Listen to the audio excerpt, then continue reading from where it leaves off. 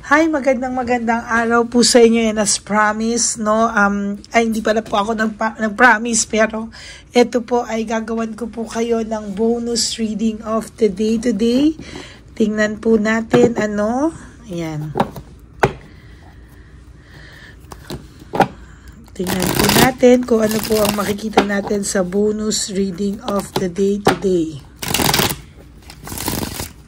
May nahulog po. Okay, there is this reflection, no? Ang taong to ay nag-isip-isip at maybe ito pong taong to ay umalis, ngunit bumalik po, no? Pero sa pagbalik niya po, may nakikita po akong lack of resources, unstable.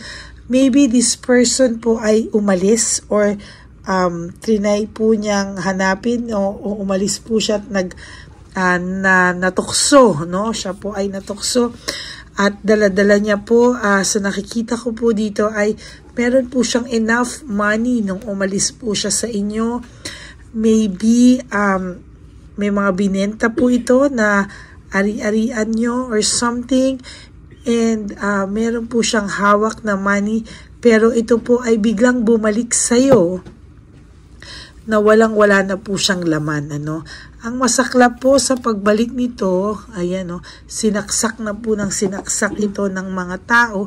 Nung wala na po siyang pera, siya po ay bumalik sa iyo. Ngunit may mga na-realize naman po siya somehow na ikaw po ang magbibigay lang talaga sa kanya, sa totoo lang, ng blessing, Parang ikaw po, pag dinidikitan ka po kasi, ikaw po umaayos po ang buhay ng tao na nakadikit sa'yo, sa totoo lang, Although sometimes, natitake advantage ka po, Pero sa totoo lang po, ang tao po na magti-take advantage sa'yo at iiwanan ka po, ay talaga pong lalagapak, Very maging unstable, magkakaroon ng lack of resources, pero po yung tao po na magsisisi talaga, at yung tao po na talagang aaminin niya, meron po kasi ako nakikita tong bumalik siya, pero hindi niya po alam paano ibababa ang pride and ego niya.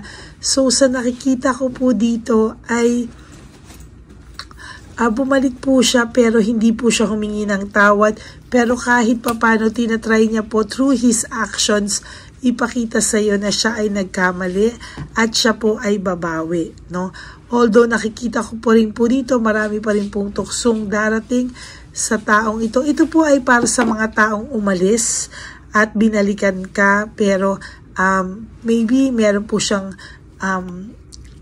nagawang malaking pananakit sa iyo o nakasakit sa iyo. Sa nakikita ko po dito ay somehow umalis at bumalik siya, pero hindi po siya humingi ng tawad, pero pinapakita na lang po niya through actions na bumabawi siya. Pero sana po ma-realize niya na one day kausapin ka po niya, kasi may mga unresolved issues po sa'yo, may trust issues ka pa po sa taong to. Feeling mo po anytime aalis din siya, feeling mo po baka nag-iipon lang siya ulit, or feeling mo po meron na naman po itong gagawin na hindi maganda, Parang lagi ka po tuloy nagkakaroon ng ganyang trust issues, May trust issues ka na po sa kanya. And somehow, kahit po na-realize niya po somehow na talagang gusto niya magstay sa inyo, parang naka-realize po siya ng mga pagkakamali niya, hindi mo po yun matanggap basta-basta. Bakit?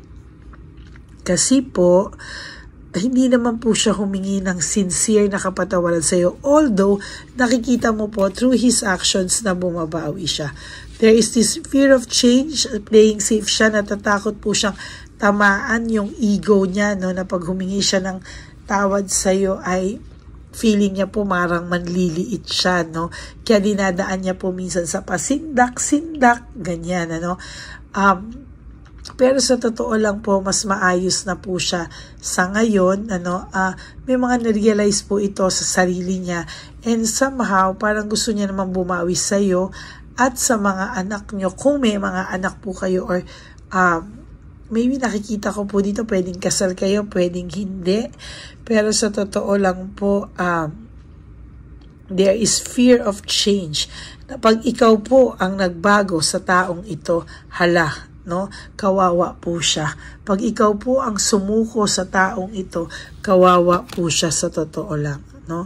Ayan, no? Huwag ka lang po niya sanang sagarin habang ikaw po ay nagbibigay pa sa kanya ng chance. Ito po nga ay sabi ko, hindi po lahat ay makaka-resonate. Pero sa nakikita ko po, itong taong to ay umalis, bumalik, pero hindi pa rin po humihingi ng kapatawaran sa totoo lang. Nagalit ka po sa taong ito, sobra ka pong nasaktan. Ang feeling mo po panay gulo at panay conflict lang ang binigay niya sa'yo. Somehow parang napapagod ka na rin po sa taong to at napagod ka na rin po. Pero nung bumalik po, parang tumahimik ka na lang po, parang tinanggap mo rin siya, pero sa totoo lang nagstay po sa'yo yung andaming unresolved issues and emotional baggage, no? As of the moment, parang ang pakiramdam mo po ay nahihirapan ka pong tanggapin. Na ito talaga baka naman ito sa simula lang, magloko na naman, hindi na naman siya maging maayos, parang somehow nababaliw ka din po, kakaisip or napapraning ka din po. Minsan, naiisip mo po na naku, aalis din naman tong taong to. At pag nakakita na naman siya ng bago, ayan, iiwanan na naman ako, no? So, ang palagay niya po somehow ay, ayan, no? Ang pakiramdam niya po is, ang pakiramdam mo is iiwanan ka pa rin niya at talagang iiwanan ka pa rin niya pag nakakita ng bago. Pero wag ka pong mag-alala kasi somehow nakikita ko naman na may pagsisisi rin naman sa taong ito. Hindi lang po niya maibaba yung pride niya at hindi niya lang po talaga maibaba yung ego niya sa totoo lang, no?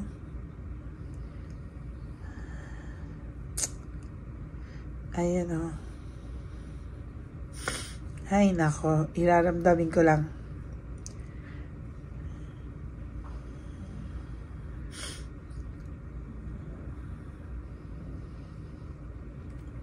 Sa totoo lang po, ang taong ito talaga ay pwede ka naman po niyang kausapin, no? Mas maganda pa po kesa sa parang nandiyan siya pero parang disconnected pa rin siya kasi hindi mo talaga alam kung ito ba ay nagbago na ng bongga, talaga bang this time, seryoso na ba?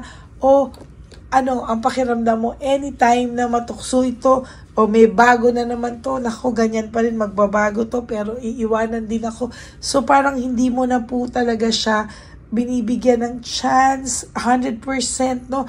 Hindi po alam ng person mo na napapagod ka na rin po sa kanya at hindi niya po alam na pag ikaw na po ang sumuko, patay siya. No? Hindi niya po alam na pag ikaw naman ang napagod at ikaw ang umayaw, kawawa po siya kung saan po siya pupulutin, wala pong mag-aalaga sa kanya. And somehow, sa nakikita ko po dito, dapat yan po malaman niya as early as now, no, na ganyan din po ang nararamdaman mo sa kanya. Kasi sa totoo lang po, pagka maayos po ang buhay niya kapag nadidikit sa'yo. Pero pag hindi po, pag hindi pa rin po, sinasabi ko sa iyo, hindi niya po yan marirealize hanggang hindi niya po alam yung nararamdaman mo, no, na napapagod ka na rin po, pinagbibigyan mo lang din siya. Pero pag ikaw po ang sumuko, naku, end of the world po sa kanya yan. Nahihirapan ka po if you will trust at him or her again. Natatakot ka po na magtiwala sa taong to dahil baka meron ka na pong trust issues talaga, no? So, natatakot ka po na kapag ganyan, magbago lang din po siya ulit, no? Yan po yung nagbibigay ng burnout and overstress sa'yo na knowing na hindi mo alam kung kaya mo pa siya ulit pagtiwalaan ng buo. Dapat po ang payo ko sa mga ganyan, kausapin po sana kayo ng heart-to-heart talk, no? Hindi po lahat nadadaan ng sindakan, hindi po lahat nadadaan ng papadedma-dedma lang, no? Ang hindi po niya alam sa padedma-dedma niya na yan, nauubos ka na po, and baka ang kinakatakot ko po is baka dumating yung araw na ikaw mismo po ay hindi na po maayos.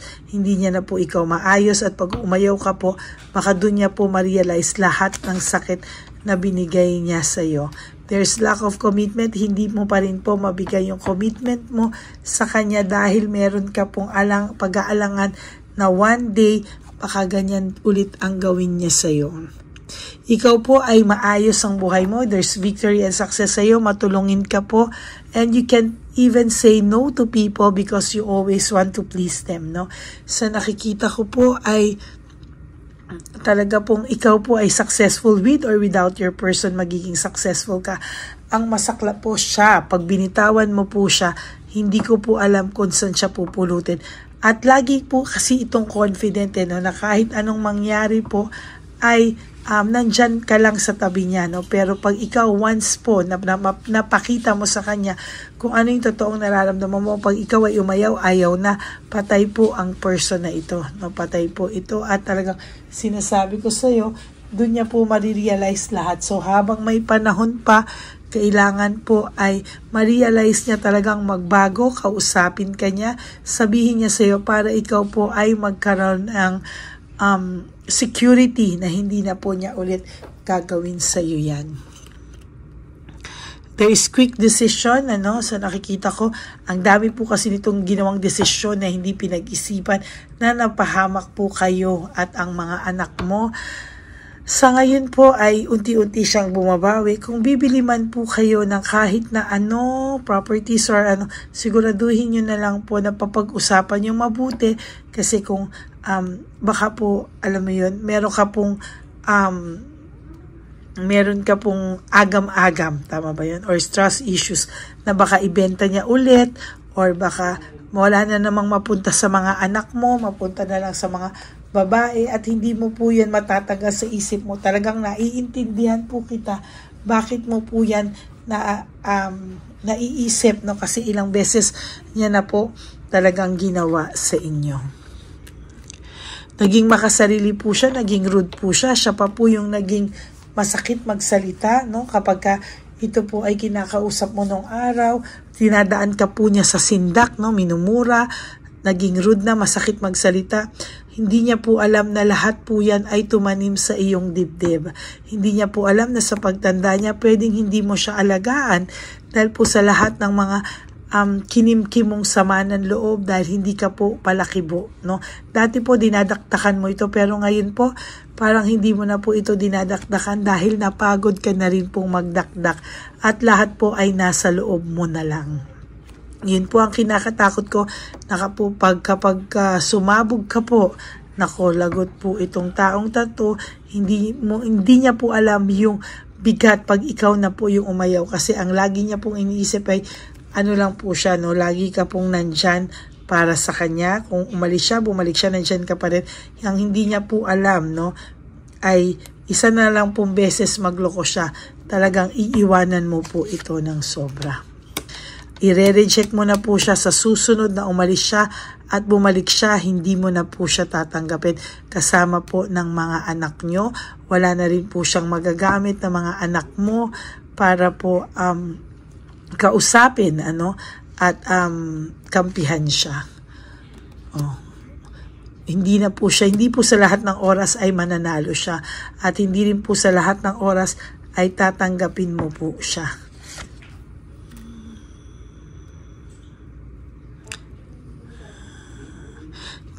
Every time po dati na ginusto niya maging free, ay ang laki po ng laging dala nito, ang laki po lagi ng nalulustay niyang pera, tapos babalik po sa iyo pag wala. Pero hopefully po this time, talaga pong nagsisi na siya at kung ito po ay gagawin niya ulit, isa pong malaking kasalanan at pagkakamali niya dahil po hindi ka na po babalik sa kanya, no? Talagang this time, paninindigan mo na po at yun po ang ikakabagsak niya. Kaya sana po ay hindi na po niya ito maulit gawin pa sa iyo. So that's it for your bonus reading for today. Umalis, bumalik, pero hindi pa rin po siya humihingi ng sincere apology sa iyo, pero pinapakita na lang po niya through actions. Hindi mo po deserve yan. Kailangan po humingi siya sa iyo ng sincere apology at mag-usap po kayo. Hanggang hindi niyo po ginagawa yan, there's always unresolved issues, trust issues, emotional baggage sa inyong dalawa. So that's it for your fourth bonus reading for today. Ayan, fourth and bonus reading for today. Yan po ang ating nakita, and I just want you to know po na if nag-resonate po sa inyo, can you please give me a like and comment down below kung ano po yung nakikita nyo sa atin or nakita nyo dito sa ating reading. Bonus reading to. So, meron po siyang parang bumalik. Tapos, bumalik, pero hindi naghihingi ng sorry, sincere apology, pero bumabawi through actions. Pero I suggest mag-usap pa rin po kayo. Okay, so yan po. Now, for those of you who would like to have a private reading with me, you can message me po at Lady Lee Elena. That's LADYLY Elena. Nasa dulo po yan ng ating video. Diyan nyo lang po ako makakontakt. That's my only official and legit FB account, no? And sana po no skipping of ads. Tulong nyo na po yan sa ating channel. Lalo na po nalalapit na naman ang ating One Love a Day para sa ating mga random na elderly na matatanda po, no? So maraming salamat po sa inyong lahat. And for those of you who would like to give me a super text for this video, I would really love and appreciate that from the bottom of my heart. To all my Lady Elena ever solid and loyal friends, family, and subscribers, I love you all from the bottom of my heart, and I am so grateful to each and every one of you dahil po kahit ang dami-daming tarot card readers dito sa YouTube, ako pa rin po ang hinahanap nyo at binabalikan-balikan. Okay? Maraming salamat po, and ang lagi ko po sinasabi sa inyo that life is too short. Don't make it shorter by stressing yourself from all the pains and heartaches na binigay sa inyo ng kahapon. Just surrender everything to the divine universe and just let go and let God write your life and love story. I will be back po by tomorrow. No, tignan ko po kung kaya ko pa po mamayang gabi, pero kung hindi na po, I will be back tomorrow po for another set of reading. I hope na napanood nyo na po yung first, second, and third reading kahapon. Very powerful readings. And of course, yung first, second, and third reading ngayon, bago po kayo mag-skip, papunta dito sa bonus reading. Okay? God bless you everyone. Stay happy. Have a happy heart and just live one day at a time. Huwag nyo muna pong isipin ang lahat ng okasyon, ang birthdays, anniversaries, Christmas, New Year, and Valentine's Day sa inyong buhay. Just live for today. You do 3 things that will make you happy today, no? Para sa inyong sarili. You spoiled yourself. Hindi po ibig sabihin gumastos kayo na mahal. But you do simple things for yourself today, and that will make you happy. Okay? And good vibes lang muna po tayo at bawal po ang bad vibes. Okay? God bless you everyone, and I will all see you again on my next reading. Dito lang po yan sa Lady Elena channel. Bye!